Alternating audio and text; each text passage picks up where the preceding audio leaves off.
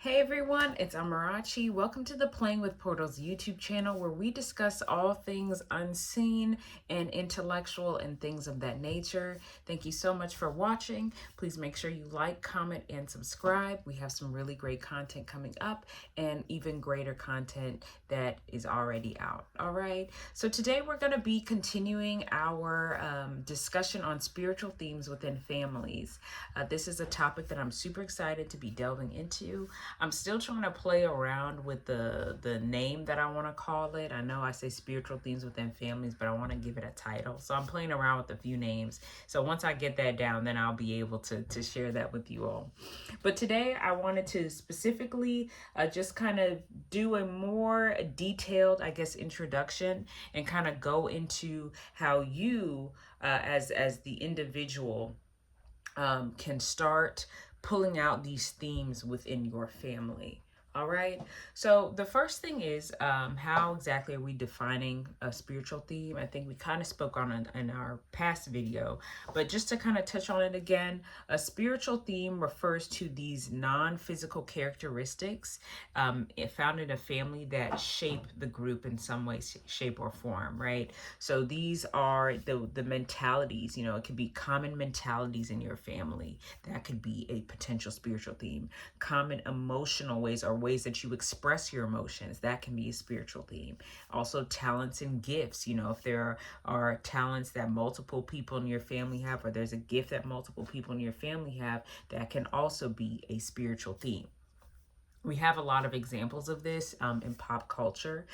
The one that comes to mind for me, like one of the first ones, is the Jackson Five, right? Michael Jackson, his family, Janet Jackson, Tito, Jermaine, all of them. You have a family of singers, a family of entertainers, and it is so amazing, right, when you have a family that all has that gift, right? So when it's that prominent and it's that many people who are able to participate in the entertainment field and the showbiz field and dominate in that way, there is a good argument that is a spiritual theme, that is part of that family's spiritual core, right? Another example would be Drew Barrymore and her family. She comes from the Barrymore family of acting. That is a renowned family of actors. So when that gift is seen in multiple generations, we can say, hey, there's a good chance that that's a spiritual theme in that person's family.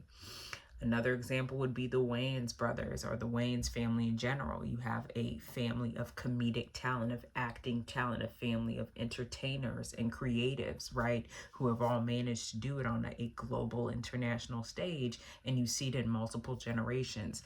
Good chance that we can say that's a spiritual theme within a family, right? So when we talk about these spiritual themes, it doesn't just have to be acting or singing or dancing. It can be a lot of other things, but those are examples that come to mind. But these are things that really are so critical to our mission here on earth, right? I've mentioned in our previous videos, I believe, that families are essentially mini kingdoms, right? These are kingdoms that God creates, and each kingdom has a function. There's a certain reason why this kingdom has been created, right? So there's a way that this kingdom is supposed to come into the world and bring a gift into the world and make the world a better place through whatever God ordained gift it is, right? So that's why it's really important to understand that. And of course, spiritual themes don't just relate to talents. It can also be mentalities in a family, and sometimes not all mentalities in a family are the best, right? So you also have you also have that aspect of spiritual themes. There could be a common mentality in a family that is not helpful, right? There can be a common a way of handling something that is not helpful, right? So when you analyze these spiritual themes, you can also use it to say, hey, where can we do better? Where can we be more maybe more connected? Where can we be better at solving this problem? Where can we utilize our gifts to actualize this, right? So that's also something to consider. But before we even get to that, we have to start with ourselves. We have to start with ourselves and sit down with ourselves and who we are. A lot of times when we want to, healing generational stuff or learning about generational patterns, we want to dive in and that's great. But at the end of the day, you gotta look at you. You gotta get you right before you even start tapping into anything else, right? So the purpose of today's video is to really go, okay, how can I analyze myself within this context of spiritual themes, and how can I use the knowledge of myself to link it to something greater than me? All right. So when it comes to starting with self, from a very basic standpoint, the easiest thing to do is literally just ask yourself, who am I? Right? Who am I? And what do I like doing? So for me, I love, I am, I have a very large family, right? So I love that. And I look at my position within my family. Am I the oldest?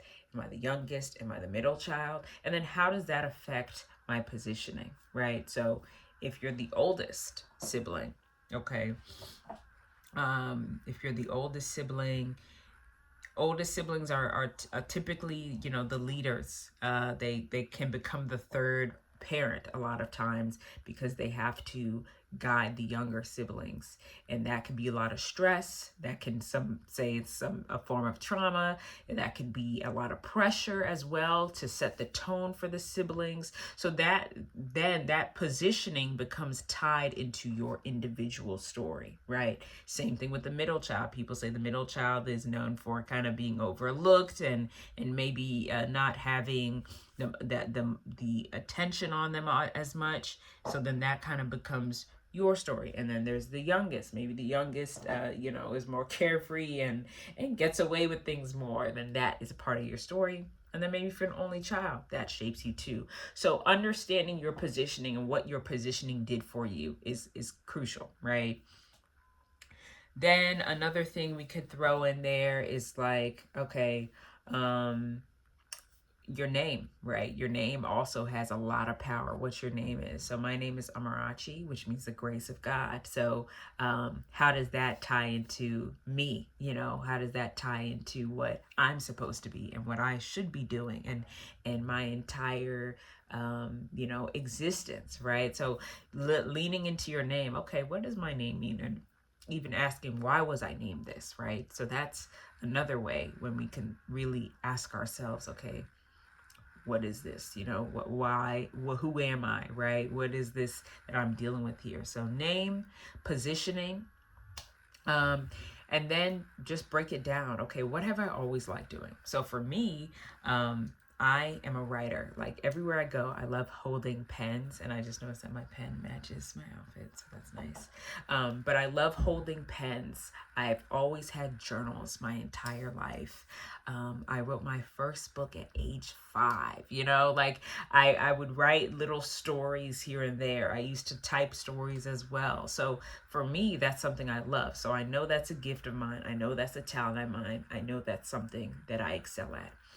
So find a talent or something you've always liked doing, even if it's like, I always used to watch nature documentaries as a kid, or I always loved The Crocodile Hunter as a kid. I always loved, Jeff Irwin was another one.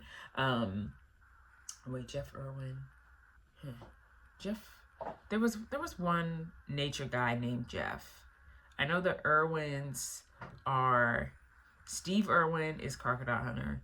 There's a Jeff guy too who did nature stuff, but his last name wasn't Irwin. Okay. Anyway, that is that's irrelevant to the point. But so even that is something that is a part of you. This love of nature, this interest in nature, right? So start going through, okay, what did I really like doing as a kid? And what do I even like doing now? Like I love going on walks. Right? I love walking. I love motion. I love movement. I love exercising. Right? So, okay, that's a part of me. That's part of who I am. And that's part of what I like doing. That's part of, what I bring. Okay? So when you do that, then you can start asking yourself other question about, okay, so this is kind of me. Now, what am I known for in my family? So when people think Amarachi, what do they think? Right. So for me, I'm more on the dramatic side. So when people think of me, they think, yeah, Amarachi's kind of dramatic. She's going to have some dramatic storytelling, or she's going to act really dramatically at something like, oh my God, we ran out of juice, and I'm going to throw my hand up and crumble to the floor. You know, that's kind of what I'm known for in my house, right? Is this dramatic thing. So the reason this question is really important too is because now you're starting to see, how do other people see and relate to me within my family, because that's another important key aspect, right? So what am I known for, right? That's another question.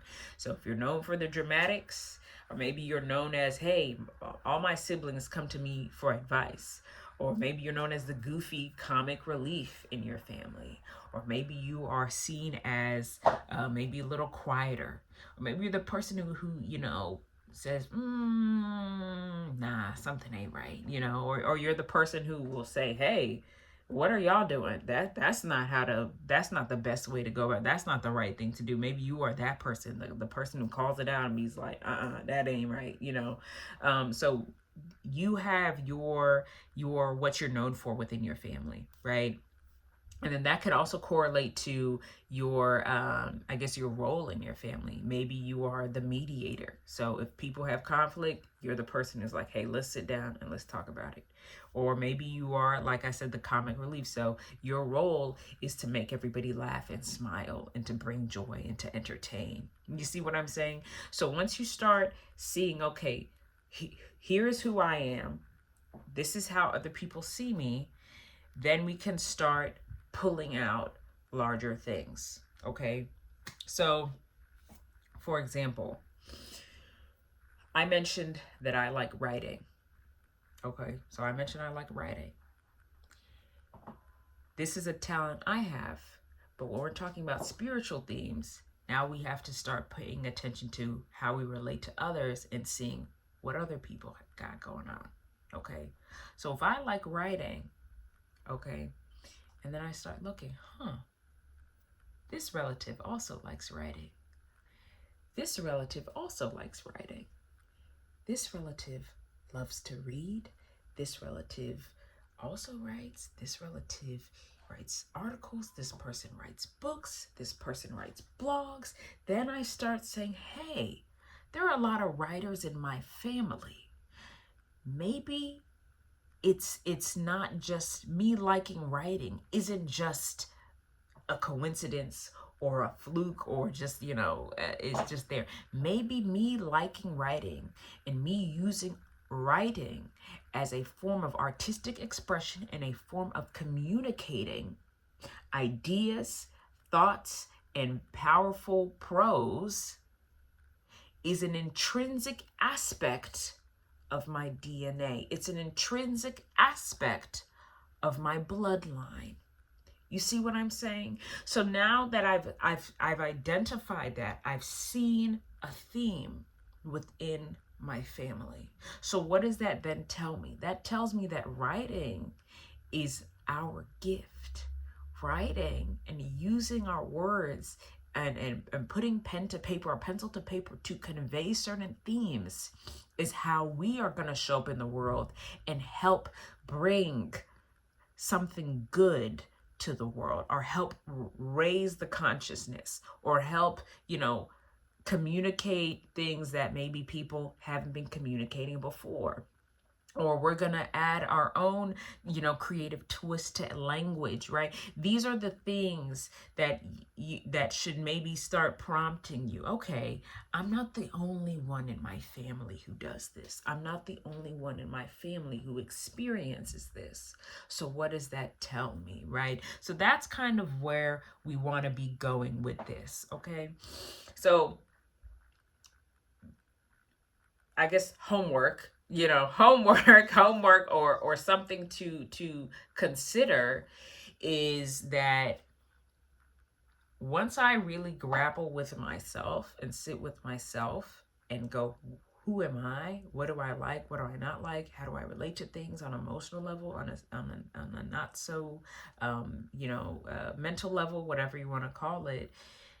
Then you can start going, okay, do other people have this same quality within my family? And then once you identify that common quality, then you can start seeing how that quality can be used to further you, or whether a common quality is currently hindering you and what the counter action needs to be done to heal it, right? So that's kind of what we want to be doing here. And that's what I want to start off with when we talk about spiritual themes within families, is really starting off with yourself, right? So take some time and literally journal out, who am I? Who am I to me? Who am I to my family? Who am I to my cousin? Who am I to my, who am I to my, um, um, my parents? Once you start journaling these things, writing them down, understanding them, then you will see that there is a lot more, the connections are deeper than you think. And once you understand the connections and you see them, you can start highlighting them and seeing what can be done to kind of tie everything together. Okay. So thanks so much for watching. Once again, this is Amarachi, and this is the Playing with Portals YouTube channel. Please make sure you like, comment, and subscribe.